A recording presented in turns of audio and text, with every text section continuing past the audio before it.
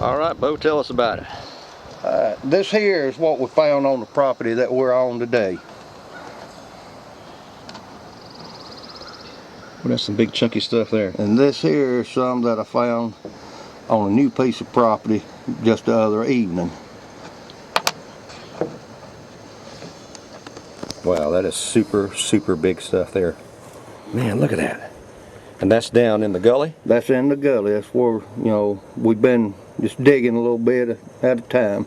And the other right here to the right, was covered in mercury? That was covered in mercury. I wasn't sure that it was gold until I got it home, because I had a lot of lead, flattened out lead that had, you know, just whitened over time. Well, I think that's a good spot. I think we need to get in that gully today. It's time to go. All right, let's do it. All right, it's just me and Bo today. Kevin, the young buck, aka Hoodoo. Hendo Hardpack. Hoodoo? What? Hoodoo Hardpack. Hendo. What is it? Hendo Hardpack. Hendo Hardpack. He wimped out on us today. Don't know what's going on. I think we hacked on him too hard last week, Bo. I believe we did too. I mean, I'm not going to say anything on camera or on video about the lost pink sapphire. Yeah, I know. We wouldn't want to embarrass him like that, would we? No. And since we're not mentioning the lost pink sapphire, what do you figure that was worth? I don't know. What? I'd be afraid to say. Be afraid to say it. Yep. Pretty valuable stone. Yep. We won't say anything though. We don't want to hack on Kevin. We've been packed on him pretty hard last weekend. The bad part about it is he lost your sapphire, and then you turn around, drop the piece, and then give it up till you found it. well, he thinks he's getting it out of us hacking on him today by not being here, but he doesn't know we're just going to save it up for next time, right? That's right. All right, let's go find some treasure. Let's do it. All right. What you doing, Bo? This spot right here is where we found all the big chunky gold that I showed you earlier. Yeah. So what we're going to do is test sample in here, see if we can find some more of it. If not, we're just going to move on to a different location. All right. Systematically keep checking. All right. You're going to go up the ditch or down, you think? Probably go up the ditch just a little piece. All right, you sample right there if you will. That's looking down the ditch. And I saw an interesting spot right up here, up the ditch. I'm going to head that way. Catch up with you shortly. This will be my first sample, my first sample area. I've got a level J01 right here in all this quartz rock in the ditch. The problem is we have no water, so I'm going to have to grab two shovels, head downstream and pan it out. We were here last week with Kevin looking for sapphires, and man, it was bitter cold and windy, and today it's hot and muggy, probably 60 degrees out here. Bo just found some water, so let's see what he's doing. A puddle. A puddle. All right. You found what in there a while ago? Just now? A little pyrite cube. Oh, pyrite cube. Cool. Let me walk down there. I'll get a close-up of that pyrite cube.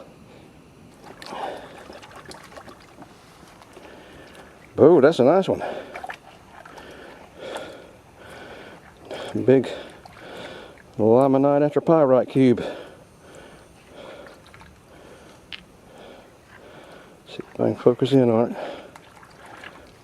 Come on, you can do this. There we go. Nice size cube. Good indicator for gold. And there's a little puddle up above you too. Be an ideal spot for me to check my sample. Had some of the old timers, people asked, you know, back in the day, they didn't have sucker bottles to get the gold out, especially the fine gold. And people say, well, how'd they get all that fine gold out? There's a trick to doing that, and you know, if we get any day, I'll show you. But once you wash the water off, and you got a little bit of fine gold here, if you dry your finger off and stick it to it, then you can take and put it right in the bottle. The gold will stick to your finger. Then dry your finger off again and get a little more. But that's how the old timers done it back in the day. Well, work one pan of material. What sample is that? This is B04. B04. Okay. And found some pyrite cubes. No color, so to speak, but There's some good pyrite cubes in there.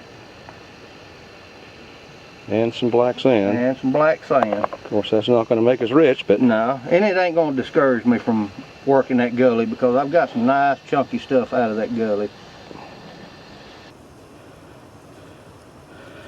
okay, it's small, but I only have 1, 2, 3 fly poop specks. That's not a lot of gold for 2 shovels, or maybe it is if you're moving a lot of material. if you can move a whole lot of material, 3 fly poop specks is good for 2 shovels, but for what we're doing, we got to do better than that. Alright, we're looking at BO3. On the way up, both saw this drop off here, and there's a lot of gravel in it. So you're gonna grab it. That's a big chunk of quartz right there too, isn't it? Right there. Huge piece. So he's gonna dig a couple shovels out of there and screen it out, and we'll pan it and see what's in BO3. Okay, I got 2 more pieces of fly poop out of that. 2 shovels there too. The water just turned to mud instantly. We're just wasting our time trying to work with nothing. You got to have water or you're wasting your time. So let's go figure out what we're going to do. We have to punt the ball away and try something else. Okay, this is frustrating. It's hot now. It's gotten really warm out here. I did 4 shovels. I got 5, 6 fly poop specks, and that's, like I said, that's no gold for what we're trying to do. Just working with a shovel. I won't cut it. And you can't classify. You can't pan in mud. You can't classify in mud. It's just a wasted exercise. So we're going to come up with some other kind of plan, Bo. You got any ideas? Let's go on another creek. Okay. Somewhere where we got water. Okay. Then go found and see what we can find. All right. And on this one right here, we either got to think about Toting in water or dry panning it in real dry season. Okay, all right, well, let's toss it around. In the meantime, we'll let it sit until we come up with a better idea. Let's sit and stir. All right, let's go try the other place. Let's do it. All right. All right, Bo got us on another piece of property right across the hill from where we are. This has a creek running down this way. And it's a good rocky creek. And it ties into another creek running back downstream that way. Now I did a pan. I found about 8 fly poop specks in the first pan. And there in the top of the pan, I don't think you're going to be able to see it very well, is about 7 or 8 fly poop specks of gold. There, we can see some of it right there, I believe. Let's keep digging. Right, the creek widens here. We gotta have a lot of exposed bedrock. This is all migmatite rock with quartz veins in it. The Bo checked right there at the base of that waterfall in a hole and found pretty good colors right there. And I went downstream, and everywhere I sampled, I got 6, 8, 10, 12 colors. It's not very big. Most of it was fly poop, but the deeper I got, the bigger it got. How is this for luck? There's a trail all the way down to the main creek, the Gold Baron Creek, down below. There's a good trail, and the man has a crawler, 4-wheel drive. He's got a golf cart, and we're welcome to use it all. That's about what started off as kind of a crummy day has turned out to be pretty good. I did a couple of test pans right here. Actually, you can see where I dug a little spot right there. I got about 12, 13 colors in every pan. And I sampled another spot a little further up, same thing. In fact, I haven't gotten skunked anywhere.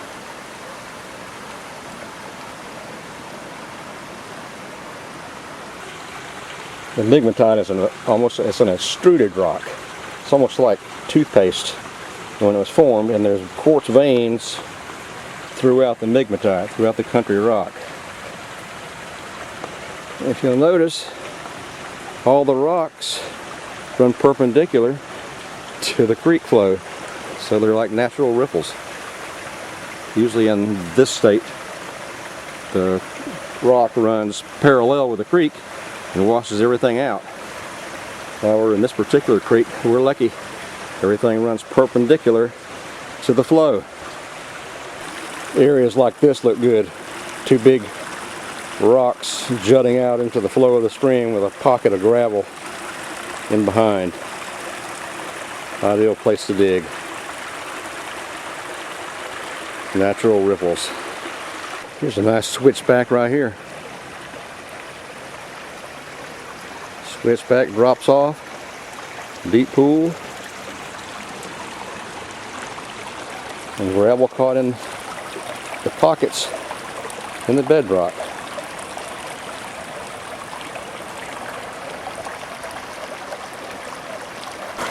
Areas like this are great to dig too. Where the rocks jutting out, there's pockets underneath the rock that's just packed with material. Just got to get in there and hand dig it out. Hopefully it's been catching gold. I grabbed a sample right here. Good color right here. Just a couple of shovels. Everywhere I've dug though, I found color. I haven't been skunked.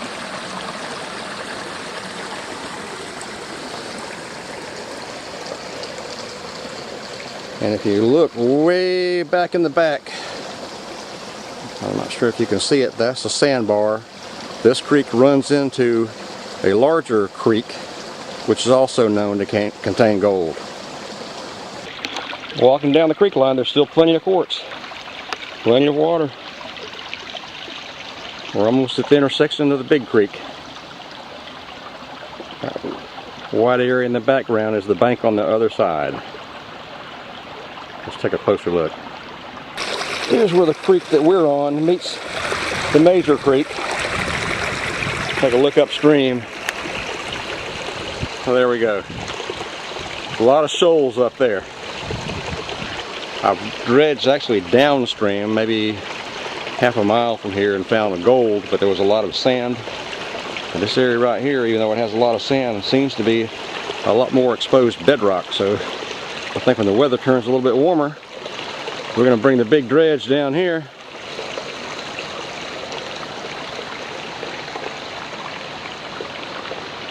and work this stretch of river. Here's a closer look at the shoals in the main creek. This is the area we want to dredge at some point in time. Water's a little high right now. We've had a lot of flooding. That stretch looks good. I'm going to walk back up the creek. Bo's up there still panning around. See if I can get a shot of him, see what he's finding. I'll tell you what, this has been a great day. A great day. Let's go see what Bo's got.